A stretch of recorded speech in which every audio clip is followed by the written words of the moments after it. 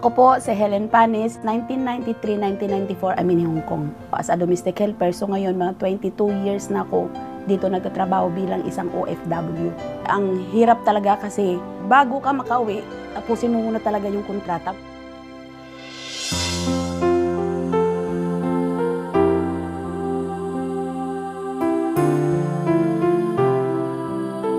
Ako po si Josephine Jocar Eslava. Nag-apply ako ng papunta ng Singapore para matulungan ko yung dalawang anak ko. Sa 14 years po na nandito ako, masakit talaga at mahihirap dahil sila ay malayo sa akin.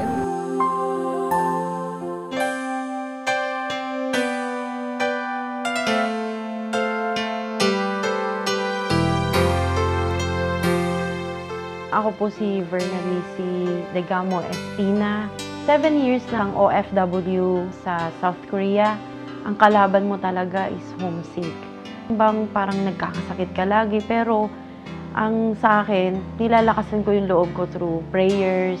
Pero yung mga susunod-sunod na mga taon, medyo hindi na maganda kasi hindi ko na nakakausap yung mga anak ko. Ang anak ko talaga ang hirap dahil tatawag ka na umaga, tanghali, magtiyaga ka talaga dahil yun lang din yung way ng communication nyo sa kanila.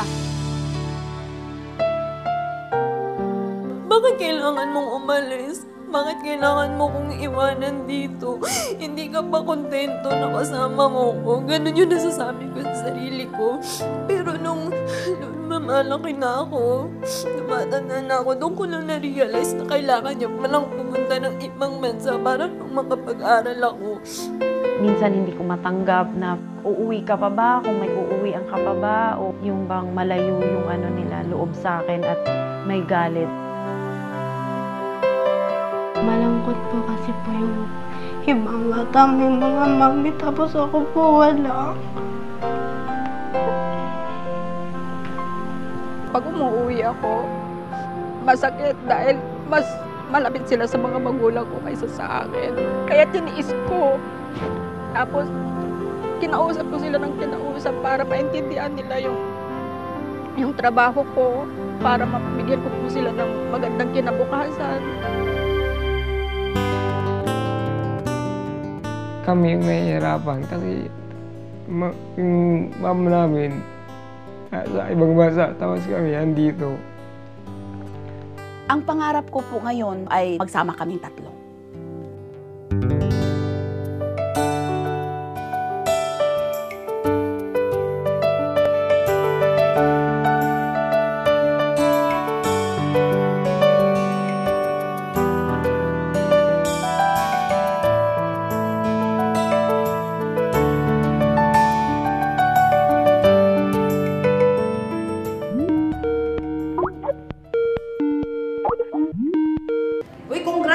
Teka lang, congrats. Meron kasi kami tinatawag na Uno Magazine. Hindi ko nadala nung nagkita tayo. Pero nag-feature kami ngayon ng mga OFW. So sabi ko, pinsan ko OFW. Sobrang mabilis lang to. Tatanong niya lang. Basta, actually hindi ko nga alam Basta sabi lang mag-feature. So, sandali.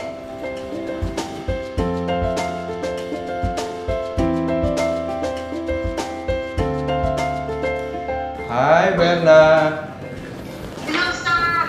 Nabalitaan ko kay Suzette na originally talagang plano mo talaga umuwi dito, no? Oo, di ba? Kaya nga lang nagkaroon tayo ng promo ng upgrade. And then, mas priority mo yung business natin para sa long-term na plano para sa pamilya mo. Tama? Oo. Pero alam mo ba, may good news ako sa iyo. Ngayon, sasagutin namin yung pagpunta mo rito para makita mo yung dalawang anak mo, si Ading at saka si Glenn. Thank you po. Thank you po, sir.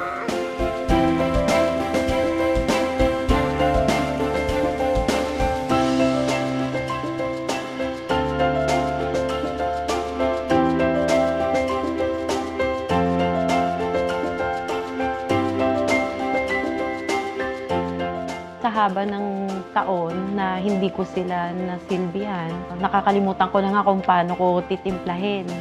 Kasi syempre sa tagal ng panahon na hindi ko sila nakakasama, hindi ko sila nalulutuan. Namimiss ko siya kapag nagluluto siya minsan ng pansit ko at saka spaghetti. Kasi po yun po palagi naming hinahanda kapag birthday o kaya kahit anong occasions.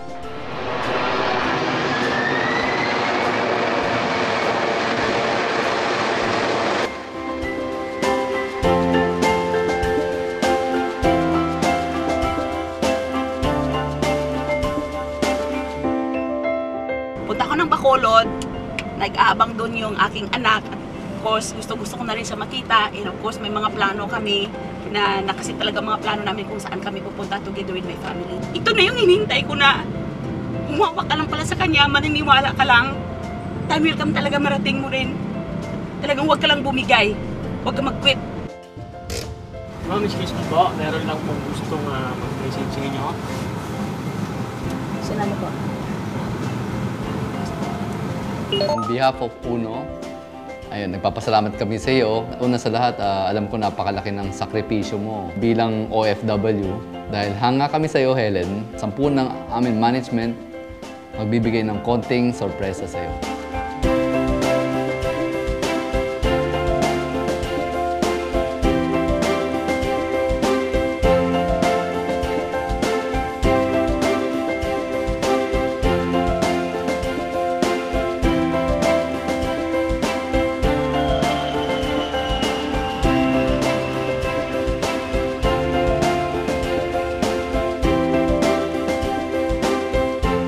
Lagi nilang tinatanong pagkausap ko sila na, Ma, kailan kami pupunta dyan? Sabi ko, siyempre hindi ko masagot-sagot. Tsaka na lang pag uwi ko, ganito. Sabi ko, wala akong maibigay sa'yo. Bilang isang UNO OFW ko kasi, meron din pong mensahe ang UNO para sa inyo. Pumunta niyo po yung triangle. Kamusta dyan sa Singapore? Balita namin, isa ka sa UNO member ng OFW na nagtatrabaho dyan sa abroad. Bukod sa meron ka ng trabaho, nagagawa mo pa yung UNO tuwing day off mo. Kahanga-hanga talaga yung pagpupursige mo, kaya talagang napahanga kami sa kwento mo. Bilang pasasalamat namin sa'yo, gusto namin magbigay ng munting sorpresa sa'yo.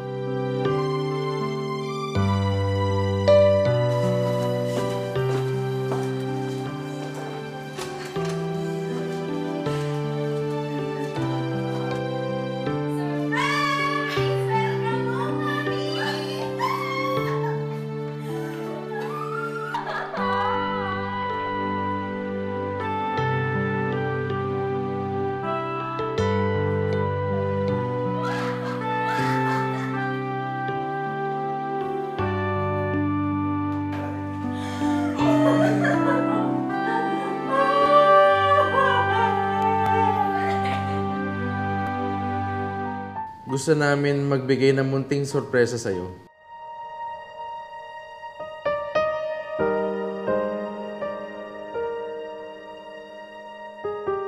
Sa Universal Studio at Marina Bay Sands kasama ang mga taong minamahal ko.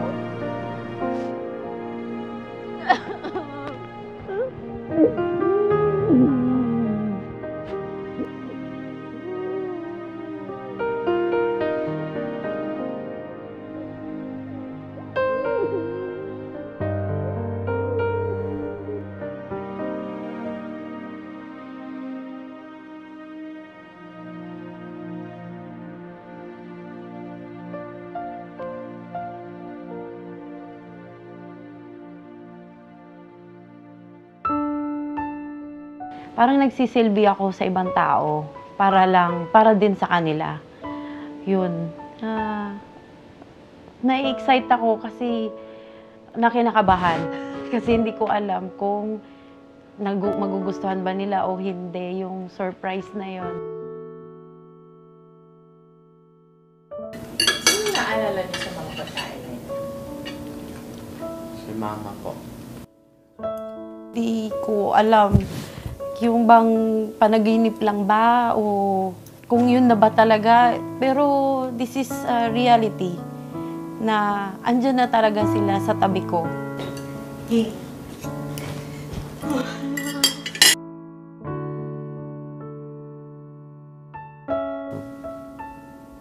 Sorry.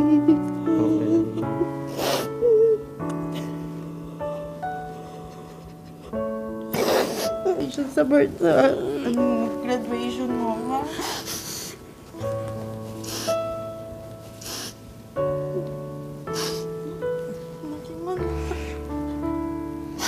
Sorry na. Okay lang.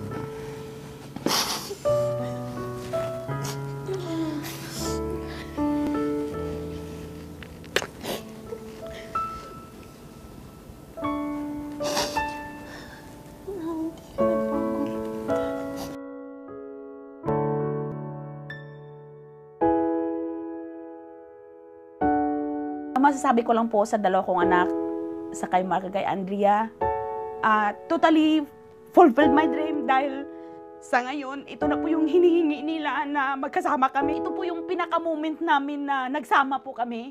At saka yung pinaka-moment ko talaga na masasabi ko lang na we are very thankful, of course, sa Panginoon, and secondly, sa mga BOD na nag-create ng UNO talaga na sa ngayon, dahil diyan, nakasama ko po yung mga anak ko sa ngayon.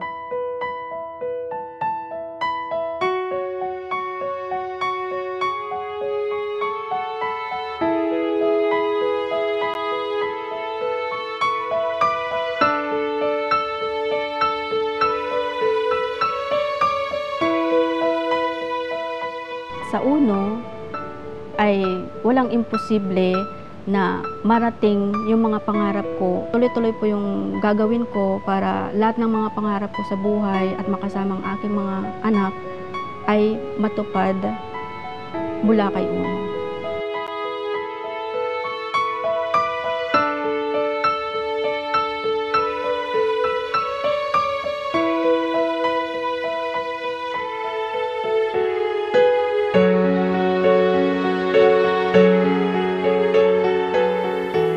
UNO, makikita nila din sa amin na mas malaki ang tulong ni UNO kaysa yung magtrabaho kami sa malayo na mayroong time freedom, tapos kasama ang pamilya, mga anak mo na marami kang namimiss. Sana mga ka-OFW, umpisahan na natin si UNO kasi wala nang katapat kay UNO kundi ang pagbabagong buhay natin sa Pilipinas.